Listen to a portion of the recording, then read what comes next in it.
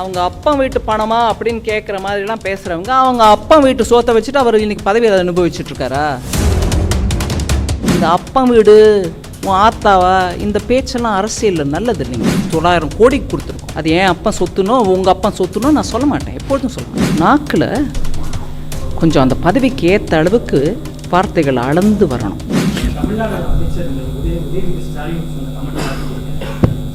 என்ன கமெண்ட்டுங்க? இல்லை, நிதி கேட்டாங்க கூட்டம்னு சொல்லி கேட்டப்போ மக்கள் பார்த்து தான் கேட்கணும், அவங்க அப்பா வீட்டு பணத்தையாக கேட்கணும் அப்படின்ற மாதிரி சொல்லியிருக்காரு. அதுக்கு மேலே என்ன சொல்கிறது? அவங்க பாஷை எப்போதும் அப்படி தானுங்க. அந்த சனாதன தர்மம் போது கூட அப்படி தான் நாங்கள் அழிக்க வரல ஒழிக்கவே வந்திருக்கோம்லாம் பேசினார் இல்லைங்களா? அவரோட பாஷை எப்போதும் அப்படி தான் இருக்கும். அதனால இதில் 1 minute,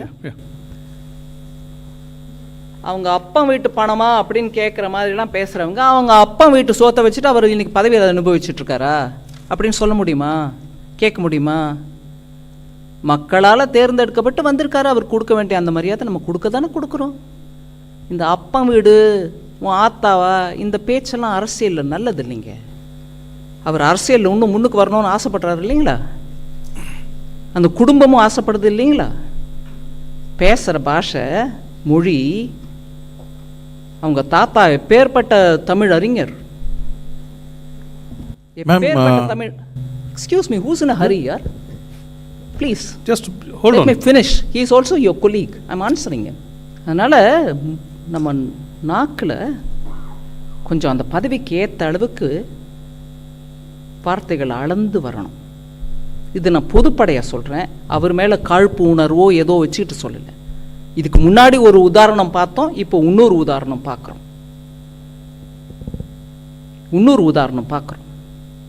மக்கள் அங்கே மழையில் அவஸ்தைப்பட்டு இருக்கும்போது அனுப்பி கொடுத்தது சென்ட்ரல் கவர்மெண்ட் டிசாஸ்டர் ரிலீஃப்னு. அட்வான்ஸாக பணத்தை 12ஆம் தேதி டிசம்பருக்குள்ளே 900 ரூபா கொடுத்து 900 கோடிக்கு கொடுத்துருக்கோம். அது ஏன் அப்பா சொத்துனோ உங்கள் அப்பா சொத்துனோ நான் சொல்ல மாட்டேன், எப்பொழுதும் சொல்ல மாட்டேன். நம்ம பொறுப்புள்ள பதவியில் இருக்கிறவங்க அந்த பொறுப்பை உணர்ந்து பேசணும். தயவு பண்ணி நீங்கள் அடுத்த தடவை நீங்கள் அவருக்கு முன்னாடி இருந்து கேள்வி கேட்கும்போது கூட சொல்லுங்கள், அந்த அம்மா இப்படி பேசுனாங்க, நம்ம எல்லாரும் கூட யோசித்து பேசணுங்க. கொடுத்துட்டாங்க, அவங்க கொடுக்க வேண்டிய பணத்தை முதல்ல கொடுத்துட்டாங்க.